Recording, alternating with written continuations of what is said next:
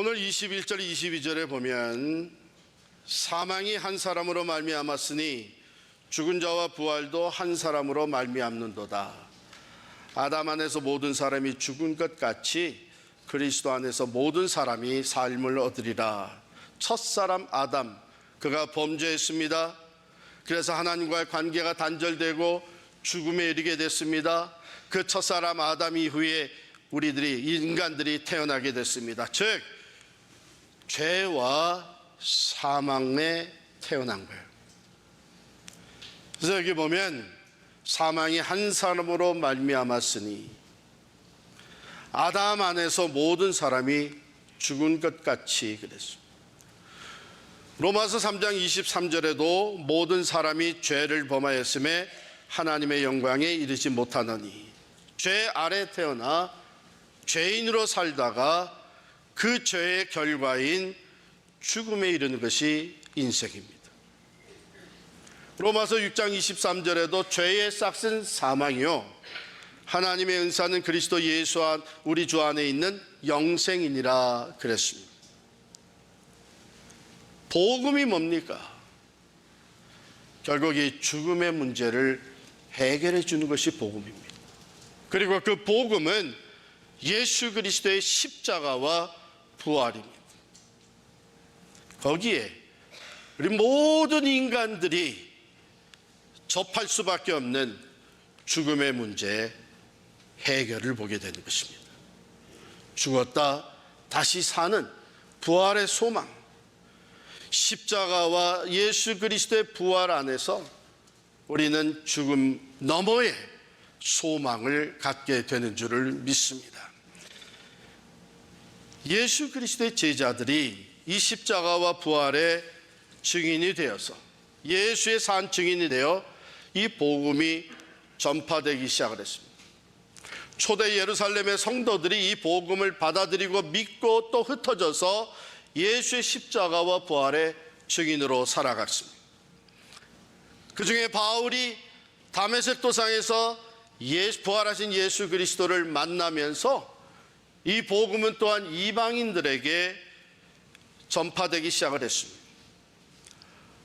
그러다가 바울을 통해 오늘 본문 고린도에 있는 교회에 고린도의 복음이 흘러 들어가고 그들이 예수 그리스도의 십자가와 부활의 복음을 받아들이면서 교회가 세워졌습니다. 그런데 오늘 12절에 보면 그 교인들 중에, 고린도 교회의 교인들 중에 어떤 사람들이 죽은 자의 부활이 없다, 이렇게 얘기하기 시작한 거예요. 엄청난 실망이죠. 우리가 전한 복음이 예수 그리스도의 십자가와 부활인데 그 복음을 받아들여서 교회를 이루었다는 사람들 중에 죽은 자의 부활이 없다, 이 말을 듣고 사도 바울은 그 교회를 사랑하는 마음으로, 안타까운 마음으로, 복음을 다시 전하는 심정으로 죽은 자의 부활을 적어 내려가기 시작을 했습니다. 변증하게 된 것이죠. 만일 정말 부활이 없다면, 정말 죽은 자가 다시 살아나는 부활이 없다면 엄청난 문제들이 발생하는 것 아니냐, 그러면서 적어 내려간 것이 12절부터 19절이네요. 만일 죽은 자의 부활이 없다면 어떤 문제들이 발생하느냐. 죽은 자의 부활이 없다면 그리스도의 부활도 없다. 왜? 그리스도도 육신을 입고 이 땅에 와서 죽으셨어요. 그런데 죽은 자의 부활이 없다면 그리스도의 부활도 없다는 거예요. 그렇다면 예수 그리스도의 십자가와 부활의 복음을 전하는 것, 이거 다 헛된 것이에요. 그것을 믿는다는 것, 그건 헛된 짓이에요. 한글로 나와서 그 예수 그리스도의 십자가와 부활을 전파한다는 것, 그런 사람은 다 거짓말쟁이에요. 사도나 제자들이 다 거짓 증인을 한 거예요. 죽은 자의 부활이 없다면 하나님이 그리스도를 다시 살리지를 않으셨을 거예요. 왜? 하나님은 거짓을 행하는 분이 아니잖아요. 그리스도의 부활이 없으면 우리는 여전히 죄 가운데 있어요. 죄값이 치러진 것 같지만 아직 죄와 어둠의 권세가 우리를 다스리면서 우리는 그 죄의 문제가 영원히 해결되지 않는 거예요. 예수를 믿다 죽은 사람들, 만약에 죽은 자의 부활이 없다면 다 멸망으로 끝나는 거예요. 다시 사는, 지금 죽음 너머의 부활이 없다면 이 세상이 전부요. 그렇다면 예수를 믿는 우리는 모든 사람들 가운데 가장 불쌍한 사람입니다. 예수를 믿음으로 하나님 앞에 거룩한 삶을 살고 예수를 믿음으로 복음을 전파하는 데 참여하고 전도하고 선교하기 위해서 신앙을 지키기 위해서 절제하고 인내하고 희생과 고난을 치르고 박해를 받아도 참고 견뎌내며 끝내는 생명까지 내어주면서 순교하면서 예수의 복음을 전하는 이것은 세상에 가장 불쌍한 사람의 모습이다. 만일 이 세상이 전부라면, 한마디로 얘기해서 내 마음대로 사는 거죠. 예수 믿을 필요도 없고 전할 필요는 더더욱 없고. 그런데 20절로 넘어가면서 but, 그러나 이렇게 이 한 단어가 얼마나 파워풀한 단어인지 모릅니다. 놀라운 전환점을 이루고 있는 단어죠. 마치 모든 것이 헛되고 죽은 것이고 멸망이라고 하는 그 내용 속이 진행되다가 이제는 생명의 전주곡과 같은 단어입니다. But, 그러나 이 말은 뭐예요? 그 앞에 얘기한 모든 것, 그것을 다 뒤집어 엎는 단어예요.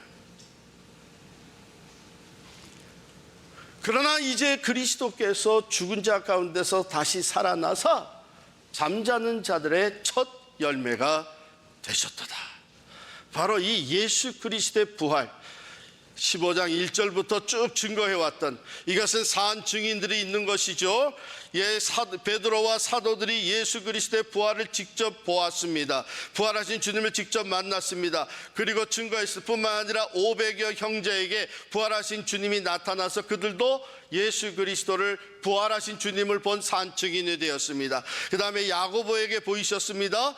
또 모든 사도와 만삭되지 못해서 태어난 자 같은 바울에게도 보이셨습니다. 수많은 사람들이 역사적인 부활, 그리스도의 부활의 산 증인, 그리스도께서 첫 열매가, 부활의 첫 열매가 되셨기 때문에 앞에 있는 얘기는 다 뒤집어 엎는 거예요. 그리스도의 부활, 죽은 자의 부활은 확실히 있습니다.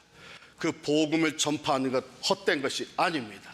그것을 믿는 것 살아있는 믿음입니다. 복음을 전하는 자나 그것을 증거하는 모든 사람들은 참 진리의 증인이 됩니다. 부활이 있기 때문에 하나님께서 그리스도를 먼저 살리셨습니다. 부활이 있기 때문에 우리는 죄와 상관없는 새 사람으로, 새 생명으로 나오게 되었습니다. 예수를 믿다 죽은 사람이 그것으로 끝나는 것이 아니라, 멸망으로 끝나는 것이 아니라 죽음 너머에 소망과 생명이 그들에게 있습니다. 부활이 분명히 있기 때문에 이 세상이 전부가 아닙니다. 이 세상의 죽음 이후에 새로운 세계가 펼쳐지고 부활의 영광과 승리가 주어진다고 하는 것입니다. 성경을 좀 아시는 분들은 여기서 퀘스천을 달게 되죠. 자, 23절 보십시다. 그러나 각각 자기 차례대로 되리니 먼저는 첫 열매인 그리스도요, 다음에는 그가 강림하실 때 그리스도에게 속한 자요, 그 후에는 마지막이니, 이렇게 말씀이죠. 예수 그리스도가 부활의 첫 열매다. 죽은 자가 다시 살아난 것의 첫 열매다. 그러면 첫 열매라고 하는 말의 의미가 뭐냐? 아마 시작이라고도 볼 수 있고 부활의 원형이라고 볼 수 있습니다. 예수님의 부활이 제일 먼저이고 그것이 원형이라는 것이죠. 오리지널이라는 거예요. 그거 아니죠. 이렇게 생각할 수 있어. 왜? 구약 성경에 보면 죽었다 다시 살아난 사람들이 있잖아요. 엘리야 선지자, 우리 열왕기상 17장에 보면 엘리야 선지자가 사르밧 과부의 아들이 죽었는데 다시 살렸습니다. 그 다음에 열왕기하 4장에 가면은 엘리사 선지자가 수넴 여인의 외아들이 죽었는데 다시 살렸습니다. 신약 성경에 넘어오면 예수님께서 야이로, 회당장 야이로의 딸이 죽었는데 그 죽은 딸을 다시 살렸습니다. 그리고 나인성 과부의 아들이 죽었는데 그를 다시 살리셨고, 우리가 너무나도 잘 아는 나사로가 죽었는데 그 나사로를 다시 살리셨습니다.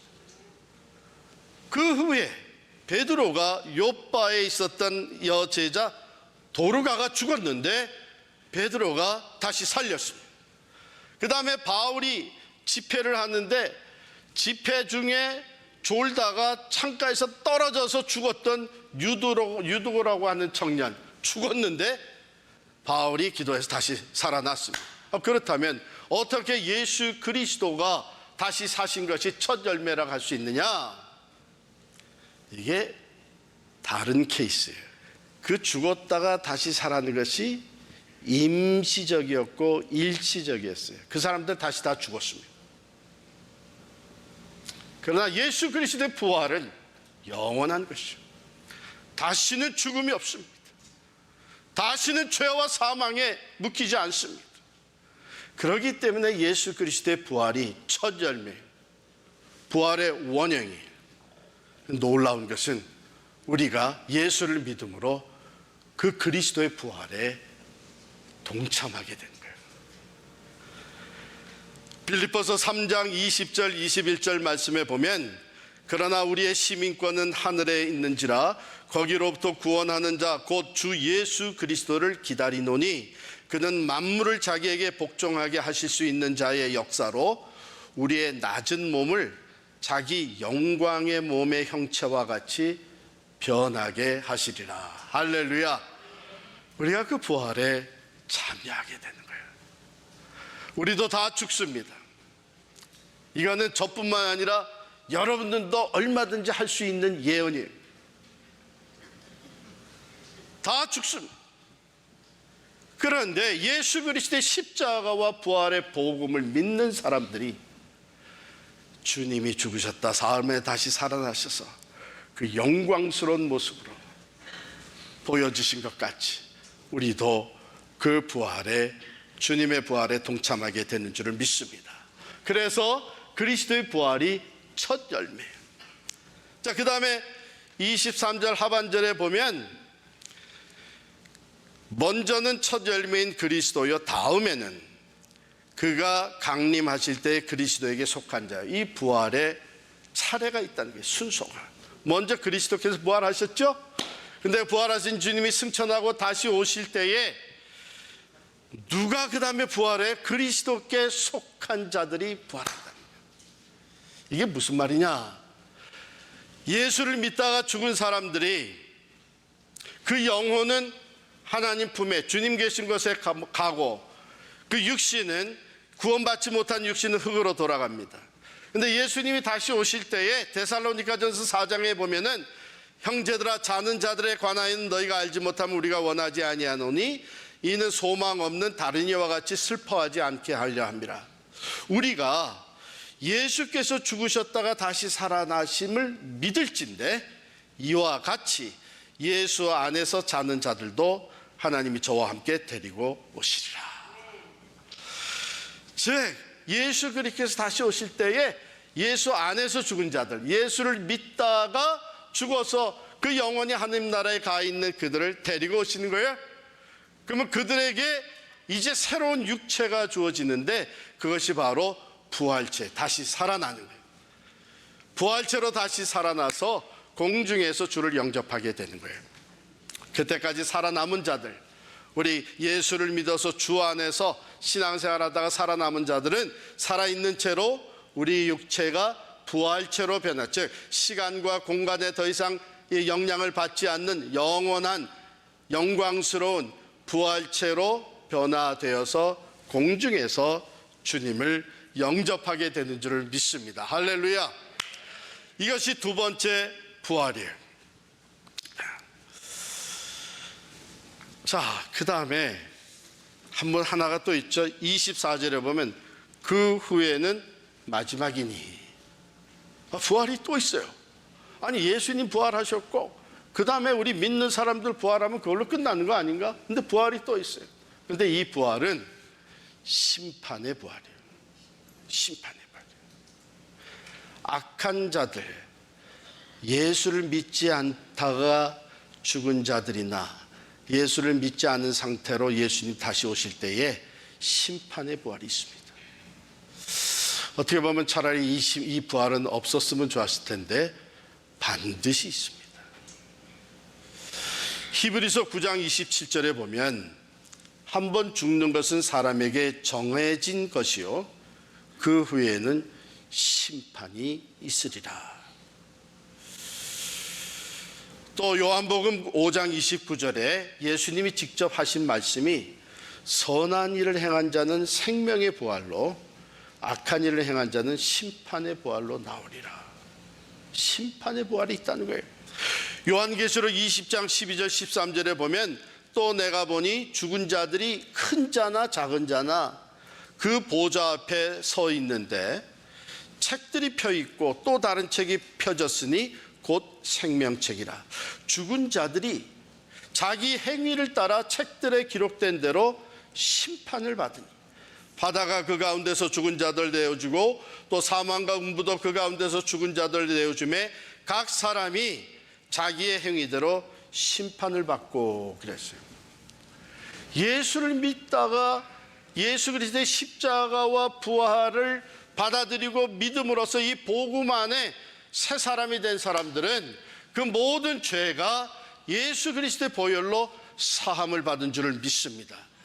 그러므로 생명의 부활로 의로운 자들의 부활로 나오게 되는데, 그렇지 못한 사람, 예수님과 상관없이 살았던 사람들은 심판의 부활로 나와서 그들이 지은 모든 죄 그대로 그 행위대로 심판을 받게 되고 결국은 영원한 지옥불에 던져지게 됩니다. 오늘날 많은 사람들이 천국 지옥 이게 어디 있냐, 그저 이 세상이 전부인데 한번 살다 죽으면 그것으로 끝나지, 그러면 얼마나 좋겠어요. 내 마음대로 마음껏 살다가 그것으로 끝나면. 그런데 두려운 것은 뭐냐면 심판의 부활이 있다는 거예요. 죽은 자들이 부활해서 심판의 부활에 처하게 되면 그 다음에는 또 한 번의 죽음이 주어지는데, 심판과 함께 영원한 죽음이 주어지는데 그것은 지옥불에 던져지는 거예요. 그러면 한 번 던져져서 불타고 이게 재가 돼버리면 그걸로 끝나는 게 아니라 꺼지지 않는 영원한 지옥불에 계속 그 불에 고통을 당하는 것이 영원한 심판과 고통이, 그 죽음이 결과예요.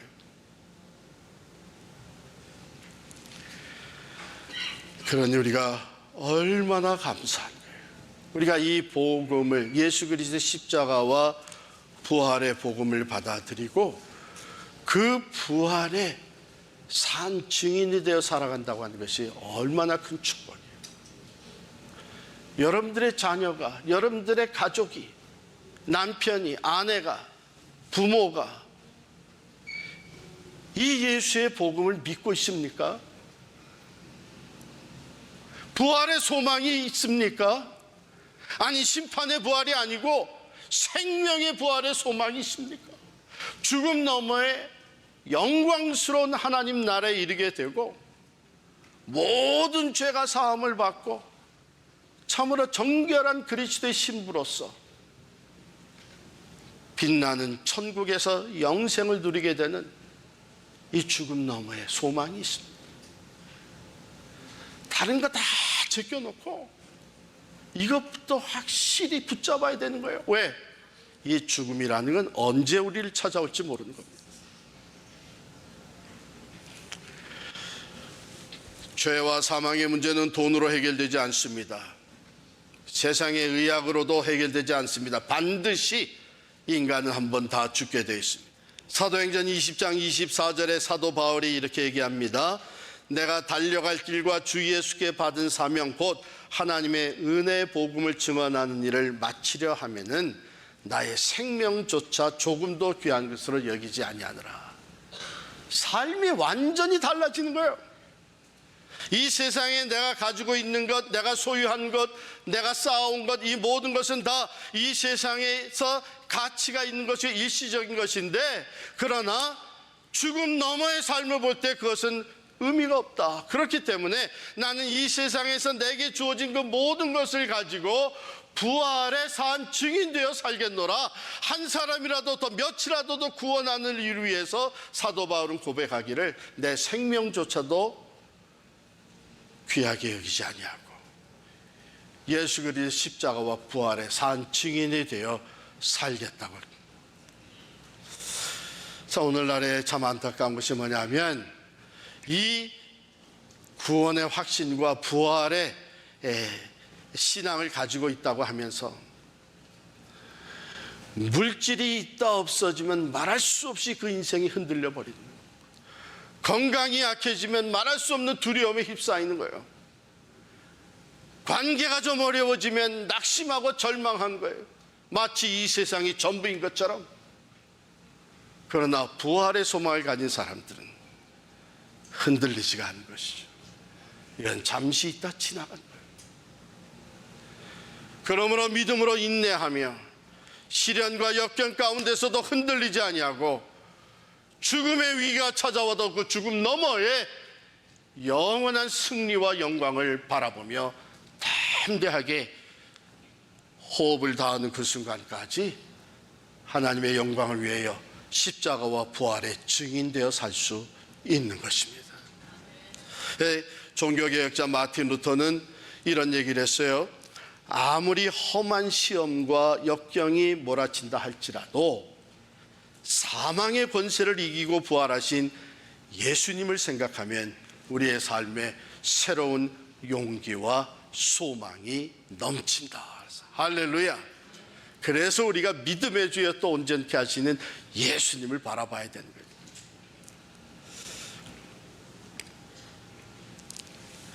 예수 그리스도를 죽은 자 가운데서 일으키신 하나님의 역사는 그 예수를 믿는 사람, 곧 부활신앙으로 살아가는 사람을 죄와 사망에서 의와 생명으로 옮겨 놓으셨고, 죽음이 우리를 찾아올 때 우리 또한 죽음에서부터 일으켜 다시 살리시는 줄을 믿습니다. 이화여대 초대 총장을 역임했던 김한란 박사님 여러분 잘 아시는데 참으로 우리 역사 속에 위대한 여성 지도자였죠. 교육가였습니다. 훌륭한 신앙인이었죠. 그는 젊어서부터 전도에 열정이 있으셨습니다. 이화 전도대를 결성을 하면서 총장으로 있으면서 여름방학마다 전국을 다니면서 농촌 계몽과 복음 전도 활동을 하셨습니다. 은퇴하시면서 남은 삶을 3천만을 그리스도에게로 가는 주제를 내걸고 전국을 순회하며 전도 부흥사로 사셨다 그래요. 그가 71세를 마치면서 세상을 떠나게 됐습니다. 위대한 지도자 교육자였기 때문에 사회장으로 이화 여자대학에서 대강당에서 장례식이, 그런데 그 장례식은 본인이 살아생전에 남기셨던 늘 하셨던 말씀 그 유언대로 치러졌습니다. 평소의 유언이 뭐냐 하면 장례식 대신 더 풍성한 생명의 길로 나를 환송해 주는 환송 예배를 해 주시기 바란다. 그리고 환송 예배에 적합하게 모든 승리와 웅장하고 신나는 음악회가 되기를 바란다. 바로 그 유언에 따라서 김한란 박사님의 장례식은 이화여자대학 대강당에서 웅장한 환송 음악회로 장례식을 대신했습니다. 그분은 승리를 확신했어요. 죽음 너머의 영광을 확신하며 바라보았어요. 죽음이 모든 것의 마지막이 아니라 그 이후에 다시 살아나는 부활의 약속을 붙잡았고 믿음의 눈으로 그 영광을 바라보았기 때문에 눈물을 흘리며 보내는 것보다는 승리의 개가를 불러다오 할렐루야를 부르면서 나를 환송해달라.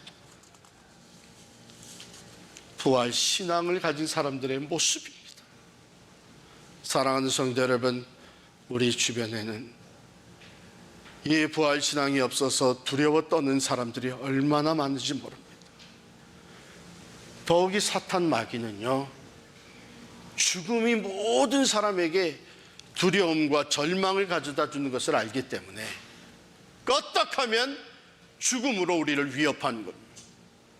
그래서 그 죽음 앞에 수많은 사람들이 굴복하고 믿는 사람조차도 믿음이 흔들리는 이때에 십자가와 부활의 주인이신 예수 그리스도를 믿는 우리들은 이 복음을 우리 주변의 사람들에게, 죽음 앞에 두려워 떠는 자들에게, 세상 일로 말미암아 낙심하고 절망하고 상처 입고 스스로 목숨을 끊고자 하는 사람들에게 우리는 이 부활의 복음을 담대하게 전하며 죽어가는 영혼들을 살려내는 선교적 삶, 미셔널 철치가 될 수 있기를 간절히 축원합니다.